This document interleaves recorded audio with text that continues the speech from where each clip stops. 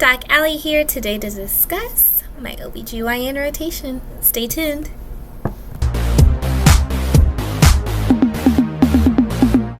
In my Brittany voice, yes, oops, I did it again. I did not stick to the schedule for posting videos, the Doc Allie meetings on Mondays, but in my defense, a lot has gone on in the month of June. May and June, because from May to June I was moving to the whole new state, moving a whole nother time zone. I ended up getting sick, and it wasn't like a sickness that lasts like a few days and then I'm fine. No, like this thing was sticking with me for weeks. And then OB itself is like not a rotation you can really like relax or rest on or take any sick days off. So I was in the clinic with no voice, interviewing patients, and in surgery trying to hold down my coughs.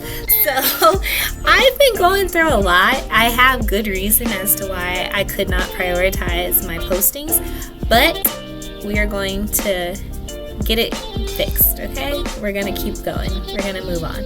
And I will make sure to not get sick anymore so that I can keep my YouTubes according to schedule. So if you've been following me on my journey to becoming Doc Allie, you would know that I am basically to the end of third year, and that is like mind-blowing to even say, because if you asked Allie in 2018 after she got the bad news that she didn't pass anatomy or histology, that, you know, she would eventually be a third-year medical student who's honoring her NBME shelves, if you told her this, she would look at you crazy.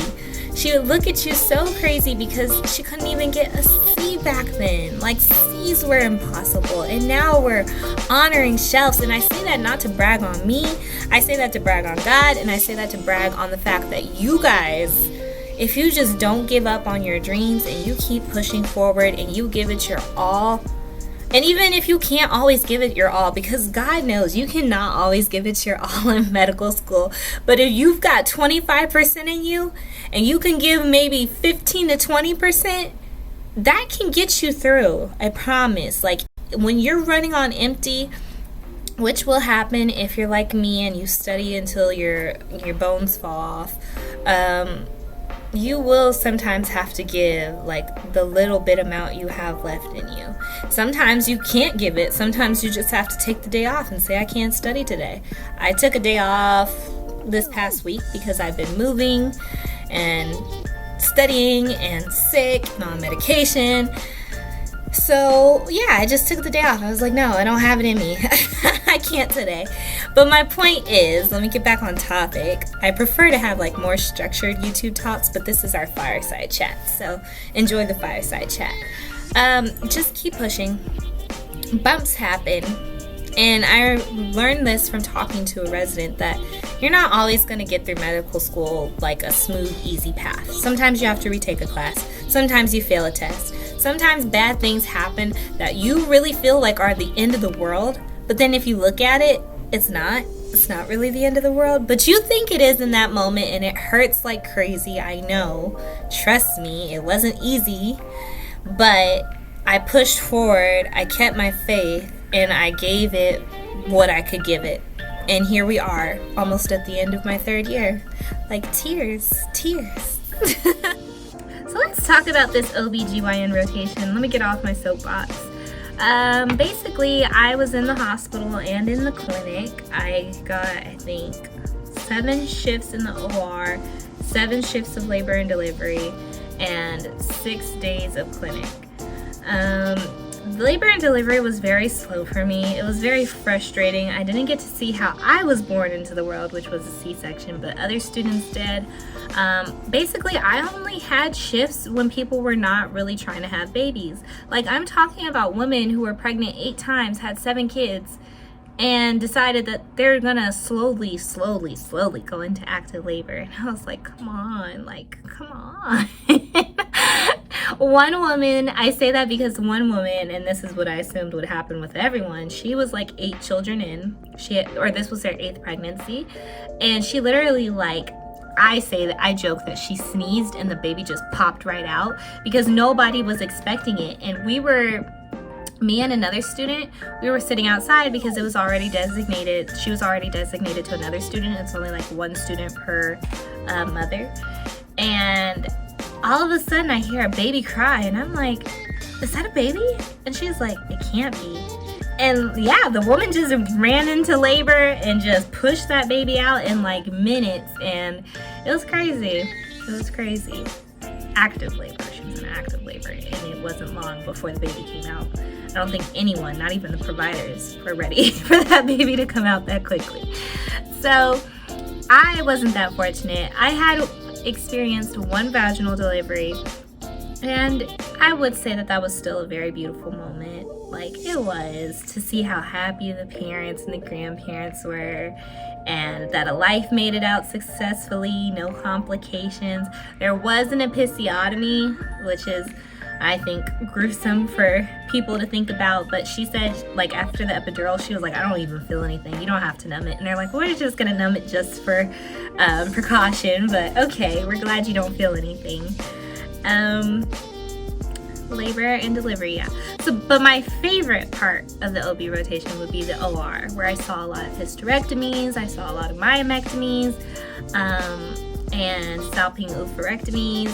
I saw a LEAP, didn't see a conization or anything, but it was really cool. I really love surgery. I love the OR aspect. It was very interesting. Learning how to scrub itself was a learning curve, because we kind of went in like they just threw us in. We didn't have an orientation about how to scrub, so we just had this nurse who was very kind and took the time out of her day to teach us, and she taught us how to scrub. In the clinic aspect, we were like presenting patients to the attendings, and so when you go in and you do your patient interview, of course it's a little different than usual. So internal medicine, you're talking about, hey, what's your symptoms, what's going on, how long has this been happening? In psych, it's like, okay, how are you feeling today? Are you having symptoms of depression? Are you having symptoms of anxiety? Are you having this? Are you having that? And then peds, how do you feel today? Talking to the kid, or mainly listening to the parent describe how they're feeling and what they're going through. And then OB, it's like you have to get very personal, and you have to ask about their sexual activity. Are they using protection? Do they plan on getting pregnant? And that's really when you definitely need good rapport with your patients, because especially as a student. As a doctor, it should be easier for you to talk to your doctor about these things, but even then, I feel like when I'm on the receiving end, it's still like not a very comfortable conversation. But when you are the provider, when you're the student, building that rapport with your patient, like, you can talk to me about these things and everything will be okay, then they can open up more and be more honest with you, because the more honest they are, the better their health outcomes, versus if they're not telling the truth, and then that affects some things. And yeah, so I would say OB, the rotation itself was very interesting, and I enjoyed it. I did. And within these past 6 weeks, I've also been preparing for the shelf, which I am taking tomorrow. And I say that with the biggest smile on my face because I'm tired of studying for it. It's been 6 weeks. Like, let's get it over with. What did I do? I can't say, like, I posted a video. You guys need to go check it out about how to study for clinical shelf exams. This is the same tidbit. I used my UWorld. I took my NBMEs once. Actually, I took my NBMEs very late this time because I just wanted to make sure that I actually knew the information. And OBGYN itself is a steep learning curve. It's a whole nother language. You have gravida, para, -1 station, 70% effaced, and you're just like, what? Huh? So in the beginning, UWorld was slapping me left and right. It was like, you know nothing. And then eventually I got to know something. And then eventually, after I ran out of UWorld questions, I normally transition over to AMBOSS, and AMBOSS was like, okay, you know a little something. And I'm like, yeah, I've learned. Mainly learning through first aid, OBGYN. It's a great review, or not really a review book, but a great learning tool to have. Anki, of course, the Dorian deck, amazing tool to have. And just doing my Anki deck cards a day. Like I told you guys before, I really don't know how many I do. It's kind of like the system figures it out for me, and I just wake up some days and I have 400 cards. And then I wake up other days and I have 100 cards, so it just depends on the system. I don't know what I did. I can't tell you. I'm not technologically savvy like that. But I do my Anki cards every day. And then I start off with like maybe 15-year worlds in the beginning, and then I move my way up to 30, 40. And like today is my last day before the exam. I always do half days like I did for STEP. Or did I tell you guys not to study at all? I think I told you not to study at all for STEP. So scratch that. But the day before shelf exams, you can either take it completely off if you're just like, I really don't care anymore at this point. I know what I know. I don't know what I don't know. You're good to do that. I think I took the day off before psych. I took the day off before peds. I think. I can't remember. Everything's starting to... It's all a blur, as Drake says. It's all a blur. Everything's blurring together. So... yeah, but I stopped at 12 o'clock. I finished my Anki. I did 10 questions and I said, I'm done. I'm not touching nothing else. I'm going to enjoy the rest of today. And hence, because I am behind on these videos, I decided that I should take a moment to talk to you guys about OB. So yeah, here we are. Things I would suggest for your OB rotation are to make sure that you learn how to scrub. Have someone teach you in the hospital if they don't have like an orientation schedule, because scrubbing is very important for OB. Aside from scrubbing, I think just have your first aid OBGYN, your Dorian Anki, do your U-World, your Amboss. I can't suggest other question banks because I don't do any other question banks. But if you guys can do that, solid, you'll be fine. OB's been fine. At first, it was very scary. In the beginning, I was like, I don't know if 6 weeks is enough time. But now, tomorrow's my exam. I'm ready to get it over with. I'm ready to relax, start emergency medicine, and yeah. I think during this time with emergency, I'll definitely be reviewing internal medicine because I did not honor that shelf and I want to do better for step 2. So I think that's what I'll be doing in my emergency medicine time, so I'm not just sitting around.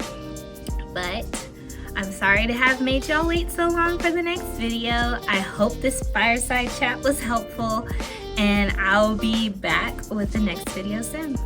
Until next time, guys.